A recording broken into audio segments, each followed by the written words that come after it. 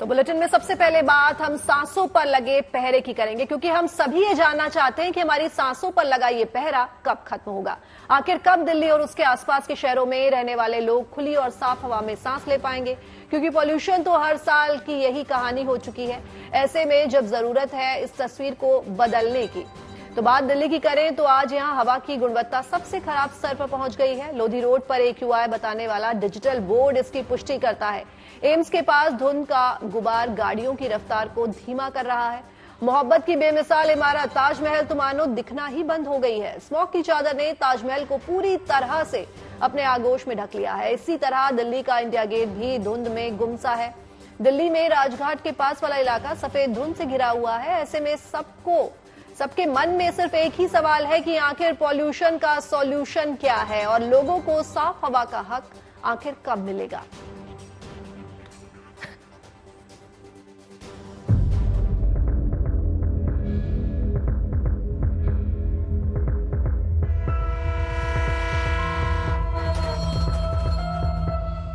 दिल्ली में प्रदूषण के हालात को अगर आंकड़ों से समझना है तो CPCB यानी सेंट्रल पोल्यूशन कंट्रोल बोर्ड का मीटर जहां तक प्रदूषण नापता है, उस मीटर का पैमाना फुल हो चुका है। मीटर कहता है कि दिल्ली में AQI 500 है, जो कि खतरनाक श्रेणी में आता है, यानी सेहतमंद सांसों के लिए जानलेवा बन चुकी है दिल्ली की आबोहवा।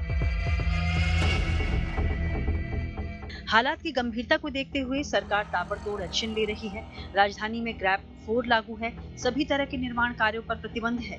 दिल्ली के बाहर से आने वाले सभी गैर जरूरी ट्रकों की एंट्री पर रोक है और अब दिल्ली में 12वीं तक के स्कूल्स को भी बंद कर दिया गया है। सोमवार से दिल्ली सरकार ने 10वीं और 12वीं को छोड़कर सभी स्कूलों को बंद करने का आदेश दिया था, लेकिन सोमवार को प्रदूषण की खतरनाक स्थिति को देखते हुए आज से 10वीं और 12वीं क्लास को भी ऑनलाइन कर दिया गया है।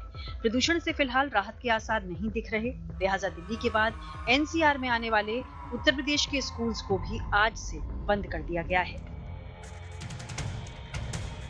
नोएडा में DM के आदेश के अनुसार 23 नवंबर तक 12वीं तक के स्कूल ऑनलाइन चलेंगे।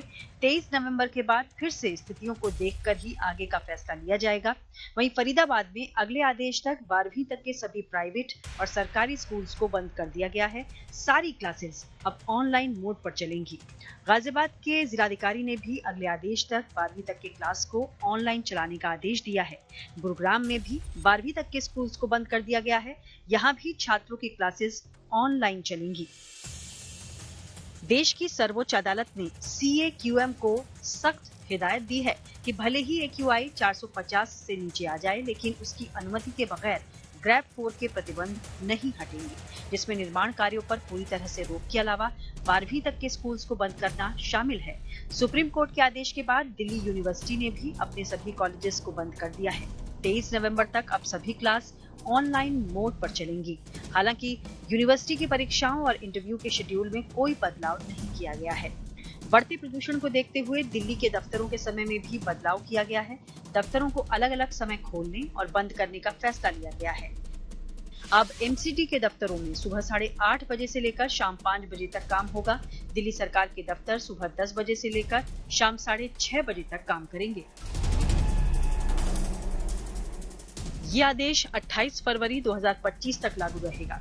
हवा की गुणवत्ता में अगर आने वाले दिनों में सुधार नहीं होता है तो मुमकिन है कि ग्रैब 4 के प्रतिबंधों के बाद सरकार को और भी कड़े कदम उठाने पड़ सकते हैं। Bureau report, good news today.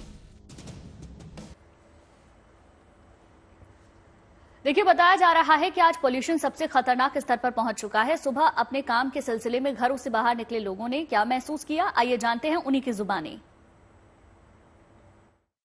आजकल पोल्यूशन इतना ज़्यादा बढ़ गया है कि उसकी कोई सीमा नहीं है। बड़े बुजुर्ग लोग बाहर निकलने से डरते हैं, बच्चे लोग बाहर निकलने से डरते हैं। पहले लोग वॉक करते थे, आजकल वॉक करना बंद हो गया है। पोल्यूशन की वजह से सबका जीना थोड़ा मुश्किल हो गया है।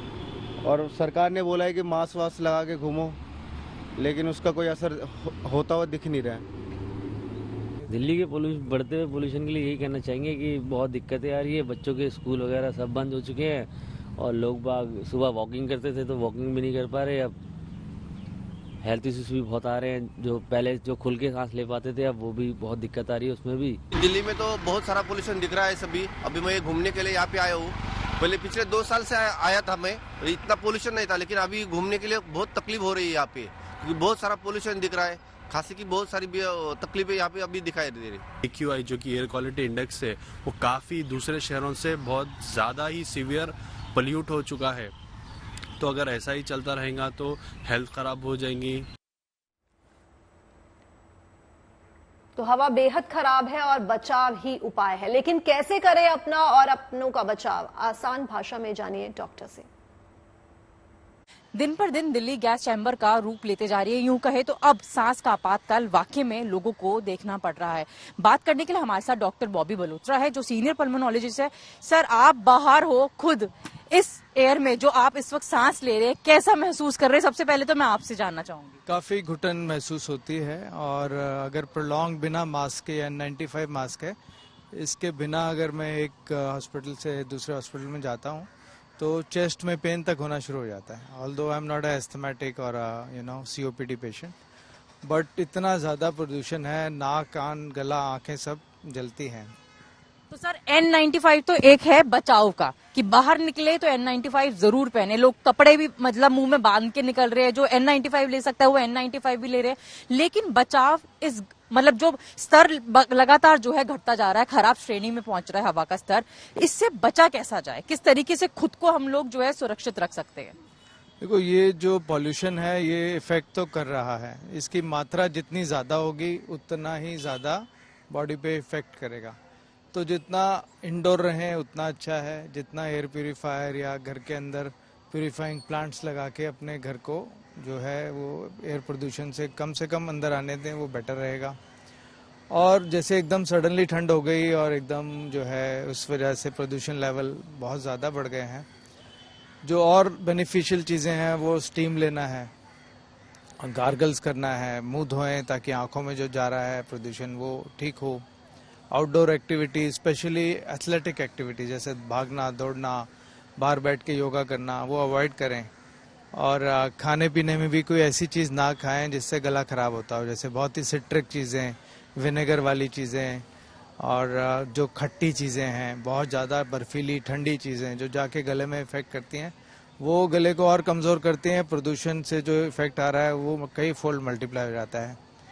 और कई लोग हैं जिनको लंग्स की बीमारी है, जैसे एस्थमेटिक पेशेंट हैं, COPD पेशेंट हैं, उनको अपनी प्रिवेंटर मेडिसिन इस स्टेज पे बिल्कुल भी नहीं, जो डॉक्टर ने लिखी है मेडिसिन, वो उस समय बंद करके ट्राई ना करें। अभी पूरी मेडिसिन लें, प्रिवेंटर मेडिसिन लें, रेगुलर लें।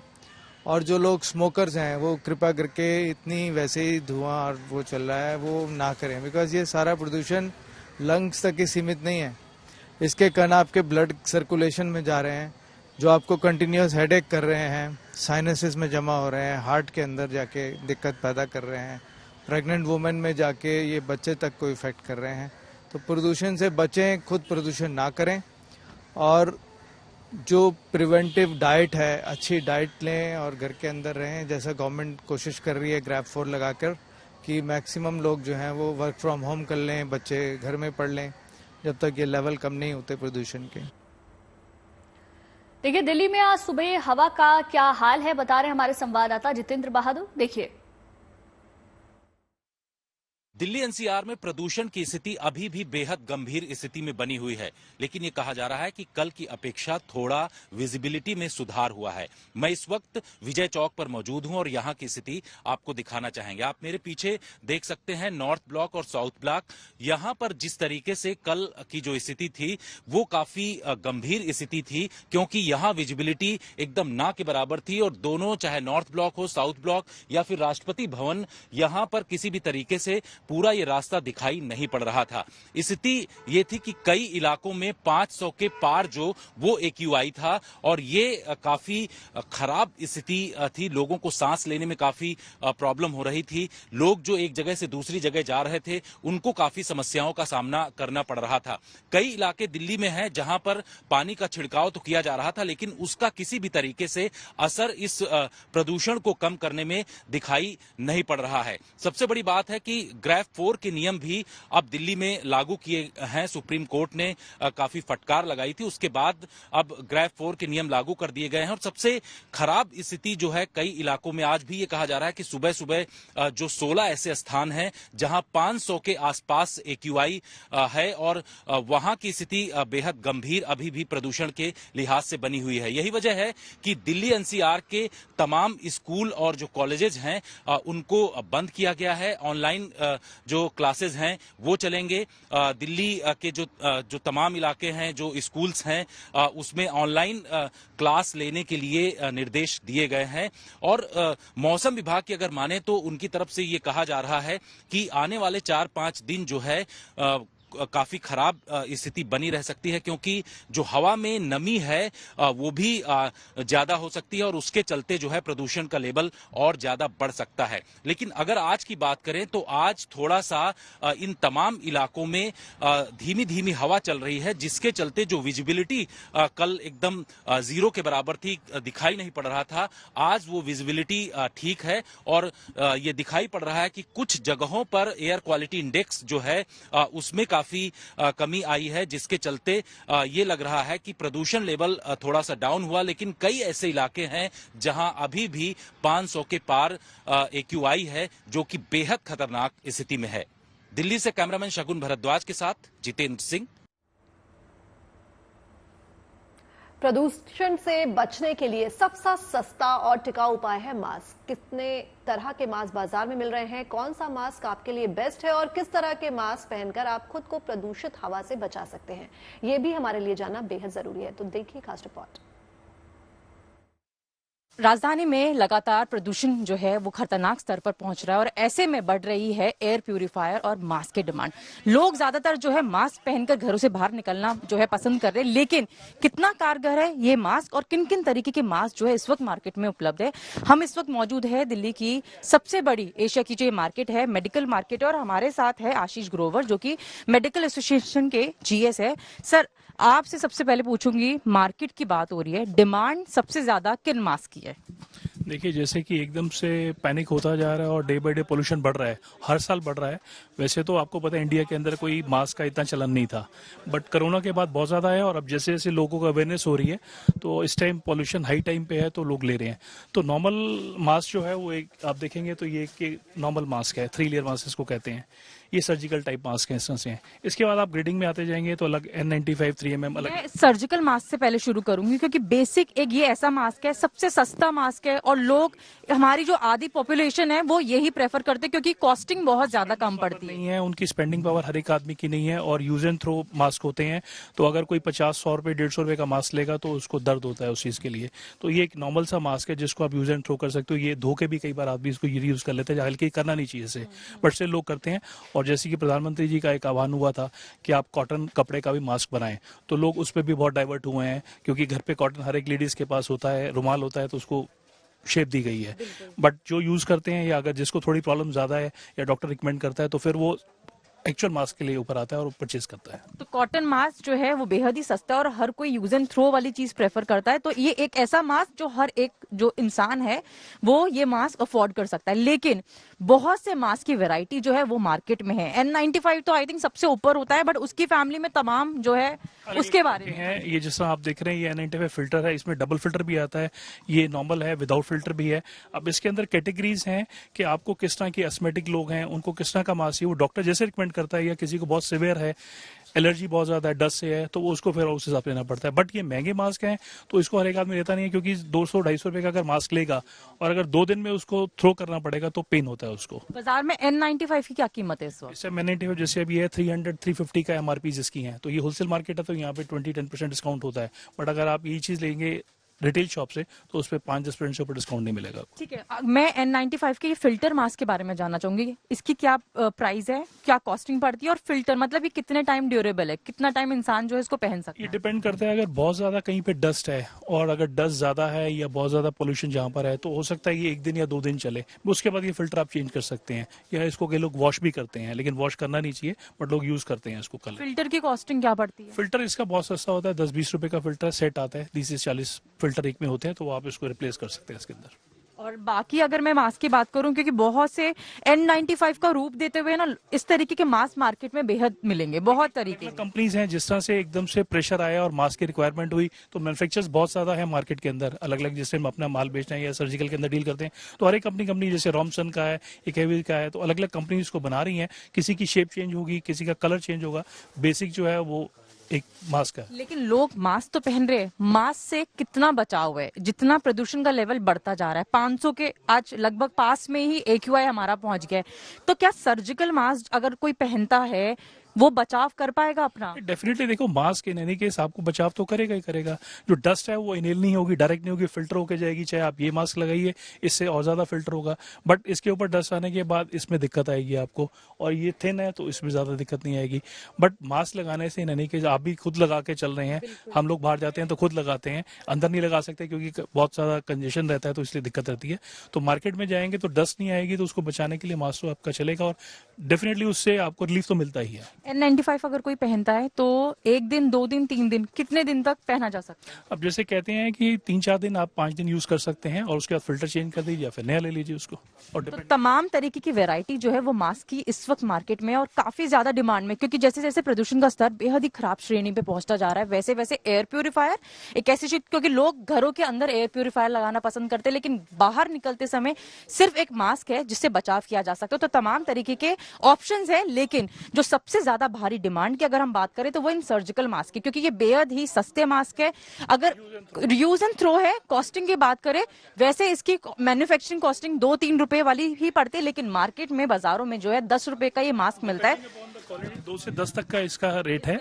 बाकी ये जिस तरह की मैन्युफैक्चरिंग होती है, कंपनी का होता है, या थिक का जो इसका मटेरियल है वो किस क्लॉथ का है, तो उससे फर्क पड़ता है। लेकिन बचाव हर एक मास्क करता है, फिर चाहे N95 का फिल्टर मास्क हो या इसी फैमिली के तमाम इस तरीके के मास्क जो है इस वक्त मार्केट में। लेकिन ज्यादातर लोग जो है जो क्लॉथ मास्क होते हैं, क्योंकि वो एक ऐसी चीज है जो घर पर बनाई भी जा सकती है, वॉश करके वापस से यूज भी की जाती है, और उसके अंदर ज्यादा कॉस्टिंग भी नहीं पड़ती है।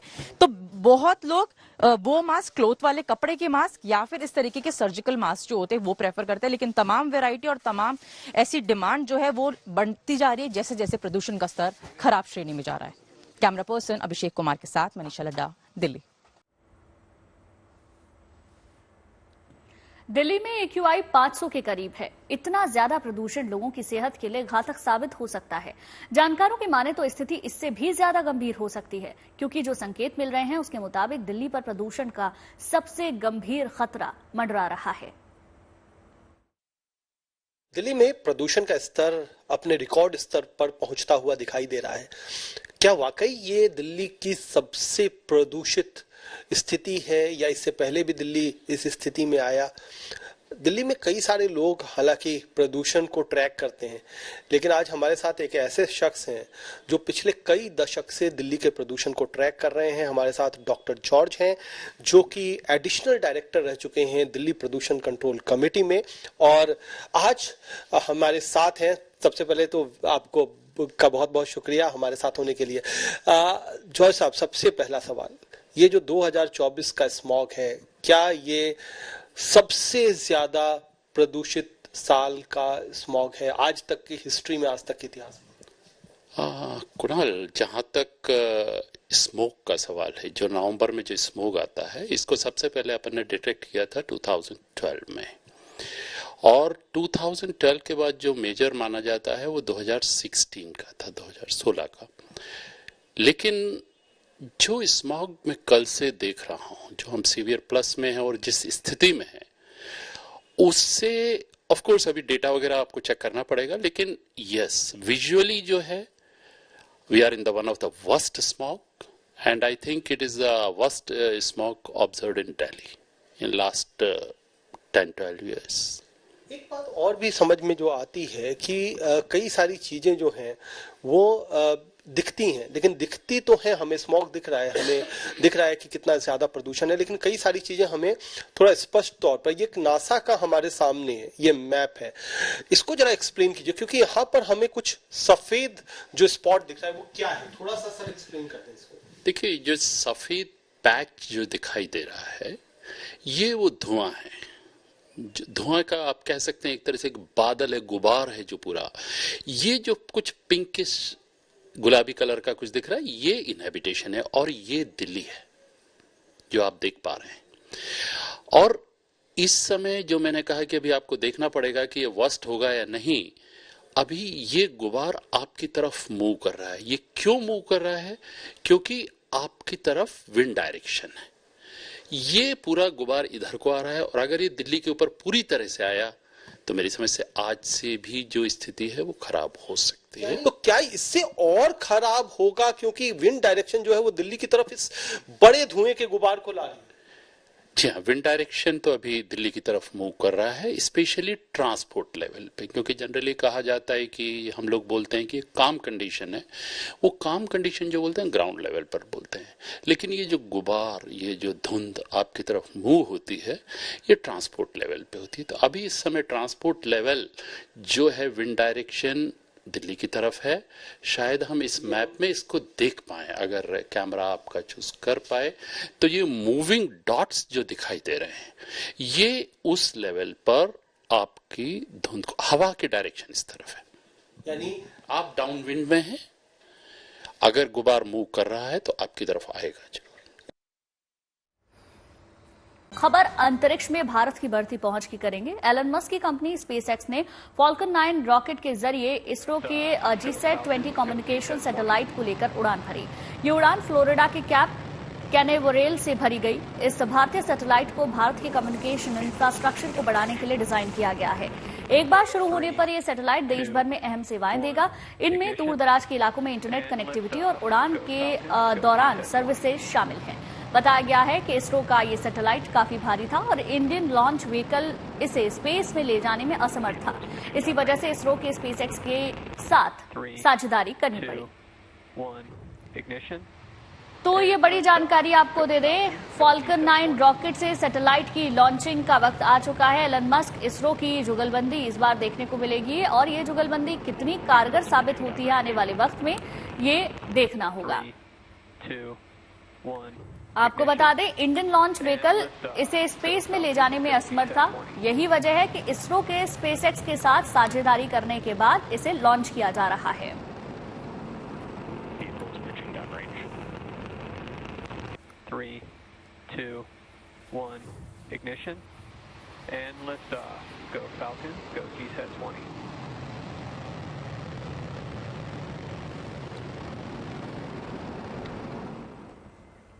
और अब बात स्पेसएक्स और इसरो की जुगलबंदी की करेंगे। एलन मस्क की कंपनी स्पेसएक्स ने इसरो के सैटेलाइट GSAT-N2 लॉन्च किया। ये सैटेलाइट स्पेसएक्स के फॉल्कन 9 रॉकेट से लॉन्च किया गया। स्पेसएक्स अमेरिका के मशहूर कारोबारी एलन मस्क की कंपनी है।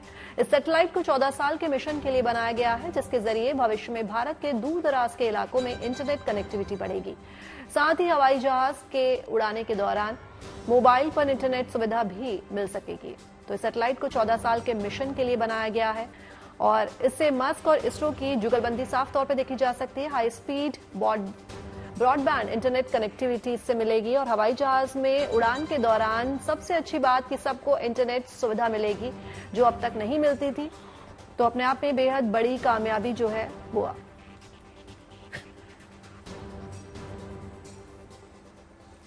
चलिए, स्पेस के बाद अब बात आध्यात्मिक दुनिया की कर लेते हैं। रविवार रात को बंद हुए बद्रीनाथ धाम के कपाट की शुभ तस्वीरें आपने देख ली।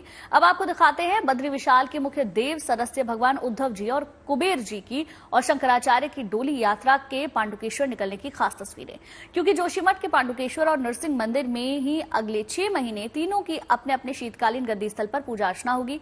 डोलियों को बद्रीनाथ धाम से जाने के इन्हीं भक्तिमय पलों के कई श्रद्धालु साक्षी बने। देखिए।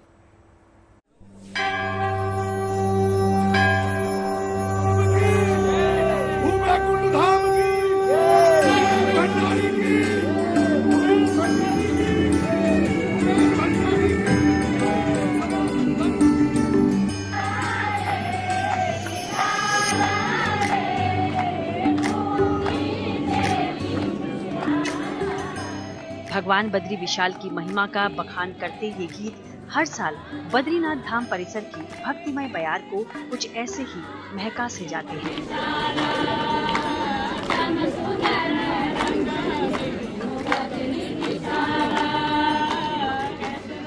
सेना का मधुर बैंड हो, ढोल दमाओं की परंपरागत धुन और इस बीच श्रद्धा भक्ति से भरा अपार जनसमूह भगवान बद्री विशाल को विदा करता है। सनातनी परंपराओं को निभाते हुए जहां बामणी गांव से कुबेर जी की डोली निकली, तो बद्रीनाथ मंदिर परिसर से उद्धव जी और शंकराचार्य की डोलियां भी पांडुकेश्वर के लिए रवाना हुई।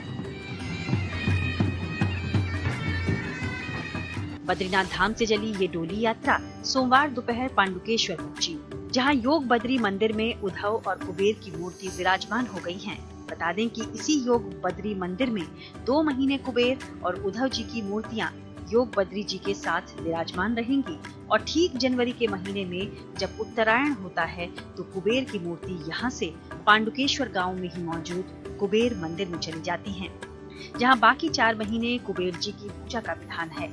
इसके अलावा शंकराचार्य जी की गद्दी और डोली यात्रा आज जोशीमठ के ही नरसिंह मंदिर पहुंचेगी, जहां इनकी भी पूजा का विधान अगले 6 महीने तक है।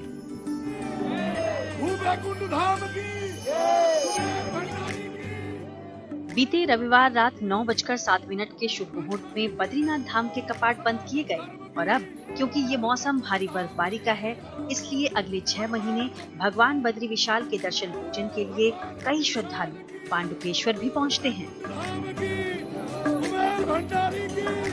भैया दूज पर बाबा केदारनाथ धाम के कपाट बंद हुए, जिसके बाद गंगोत्री और यमुनोत्री धाम के कपाट भी शीतकाल के लिए बंद कर दिए गए।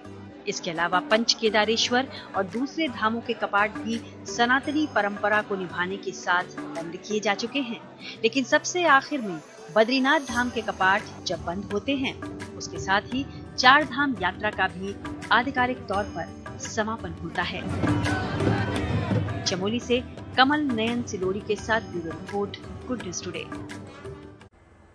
माता वैष्णो देवी के दर्शन के लिए एक और खास सौगात श्रद्धालुओं को मिल रही है। दरअसल श्राइन बोर्ड ने यात्रा को और सुगम बनाने के लिए एक बहुप्रतीक्षित रोपवे प्रोजेक्ट की शुरुआत की है। ये रोपवे न केवल समय बचाएगा बल्कि यात्रियों की थकान को भी कम करेगा। तो और क्या फायदे इस नए रोपवे से श्रद्धालुओं को मिलने वाले हैं, इस रिपोर्ट में जानिए।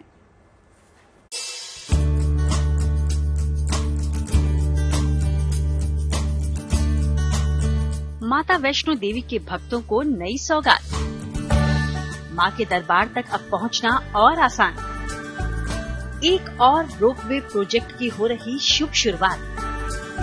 माता वैष्णो देवी के दरबार में हर साल लाखों श्रद्धालु हाजिरी लगाते हैं। ऐसे में श्रद्धालुओं की सुख सुविधा का ख्याल रखते हुए ही पहले से चलाई जा रही रोपवे सेवा को लेकर गुड न्यूज दी है वैष्णो देवी श्राइन बोर्ड ने, जिसके अनुसार अब ताराकोट से सांझी छत तक एक खास रोपवे शुरू किया जा रहा है। समय की बचत करते हुए 13 किलोमीटर के पैदल मार्ग को इस नई रोपवे सेवा के जरिए मिनटों में पूरा किया जाएगा। आप इस रोपवे के सहारे कटरा स्थित बेस कैंप ताराकोट से सांझी छत तक पहुंच जाएंगे। इस रोपवे में गंडोला केबल कार सिस्टम का इस्तेमाल होगा। सरकार की इस प्रोजेक्ट से पर्यटन को बढ़ाने में भी मदद मिलेगी। श्राइन बोर्ड के अनुसार पिछले कुछ सालों से मां के दर्शन के लिए आने वाले श्रद्धालुओं की संख्या में काफी वृद्धि हुई है। इस रोपवे प्रोजेक्ट से माता रानी के दर्शन यात्रा में क्रांतिकारी बदलाव आने की उम्मीद है। विशेष तौर पर उन श्रद्धालुओं के लिए ये सेवा वरदान साबित होगी जो शारीरिक या दूसरी वजहों से मां के दरबार तक पहुंच नहीं पाते या कठिनाई महसूस करते हैं। पिछले साल भी हमने देखा कि 95 लाख का आंकड़ा यात्रा ने पार किया सन 2023 में, और इस साल भी एक अच्छा ट्रेंड हमें यात्रा नंबर्स में अब तक देखने को मिल रहा है और हमें उम्मीद है कि आने वाले समय में ये संख्या और बढ़ेगी। और इन्हीं चीजों को देखते हुए बोर्ड का प्रयास रहता है कि कैसे यात्रियों की जो ये यात्रा है उसको और सरल बनाया जाए, सुगम बनाया जाए और कैसे बेहतरी यात्री सुविधाओं में लाई जा सके। यकीनन वैष्णो देवी के दर्शन को जाने वाले श्रद्धालुओं के लिए रोपवे की ये सौगात एक नया अनुभव देगी। इसके साथ ही ये नया रोपवे प्रोजेक्ट माता वैष्णो देवी यात्रा को नई दिशा देने वाला कदम भी है, जहां ये रोपवे प्रोजेक्ट न केवल धार्मिक नजरिए से बल्कि आर्थिक दृष्टि से भी खास है। ऐसे में स्थानीय रोजगार और पर्यटन को तो बढ़ावा मिलेगा ही, बल्कि ये नया रोपवे माता के दरबार में आ रहे श्रद्धालुओं की समय और थकान को भी कम करेगा। Bureau report, good news today. Jammu Kashmir में ऐतिहासिक जवाहर सुरंग के बारे में तो आपने जरूर सुना होगा। कई सालों से सुरंग अपने पूरी कैपेसिटी से काम नहीं कर पा रही थी, जिस वजह से BRO यानी बॉर्डर रोड ऑर्गेनाइजेशन ने इस सुरंग का रेनोवेशन शुरू किया, जो काम अब पूरा हो गया है। अब जल्द ही यात्री सुरंग के फर्राटे भरते नजर आएंगे। कश्मीर को बाकी देश से जोड़ने वाली इस सुरंग की बेहतरी के लिए जहां पर्यटन सेवा यहां उसे बढ़ावा मिलेगा, तो वहीं रोजगार के भी नए रास्ते लोगों के लिए खुलेंगे।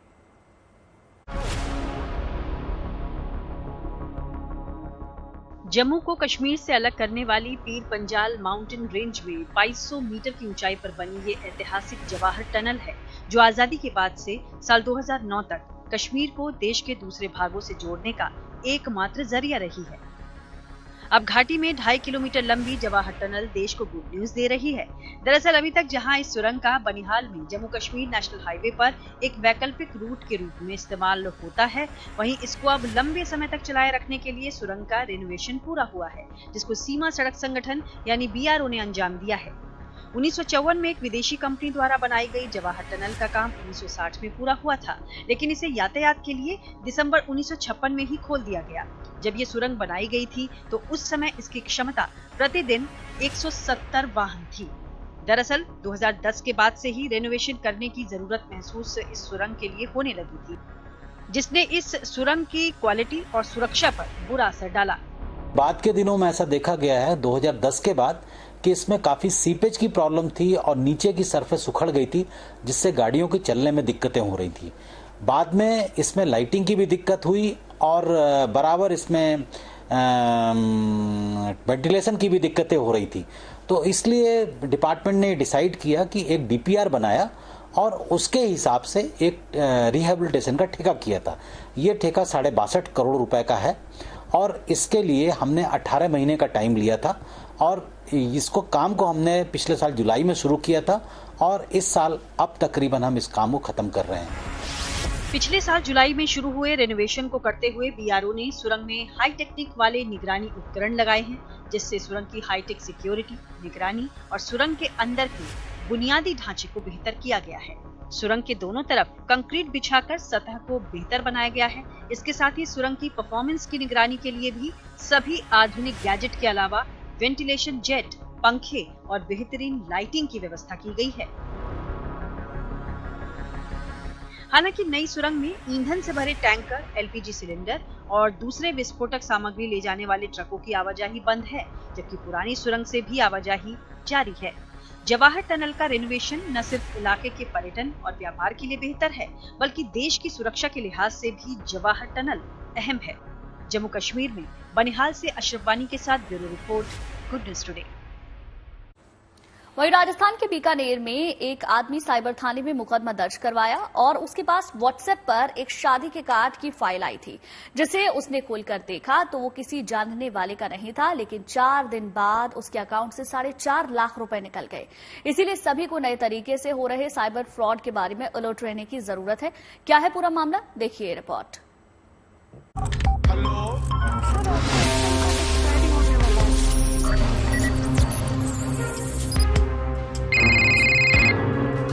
शादी के सीजन में साइबर ठगों की चांदी, न OTP न अलर्ट मैसेज, फिर भी बैंक अकाउंट हो जाएगा खाली। व्हाट्सएप पर आए शादी का कार्ड तो हो जाएं सावधान। आजकल की व्यस्त जिंदगी में स्मार्टफोन पर शादी का निमंत्रण आना आम बात है। इलेक्ट्रॉनिक कार्ड मिलने पर हम बगैर सोचे समझे उसे खोल लेते हैं, लेकिन हमारी इसी आदत को साइबर ठगों ने जालसाजी का जरिया बना लिया है। ठगी के इस तरीके में ना तो आपके नंबर पर OTP आता है, न कोई अलर्ट मैसेज, लेकिन फिर भी अकाउंट खाली हो जाता है।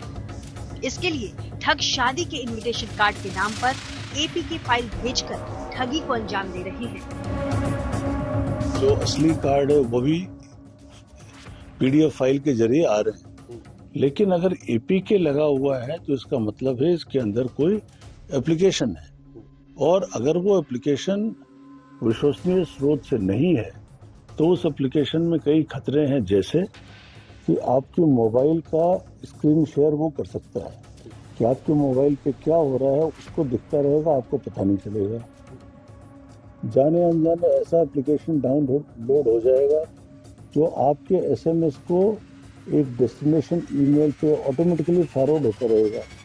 तो बैंक का ओटीपी आया, वो उसके ईमेल पे पहुंच गया और आपके खाते से पैसा निकल गया।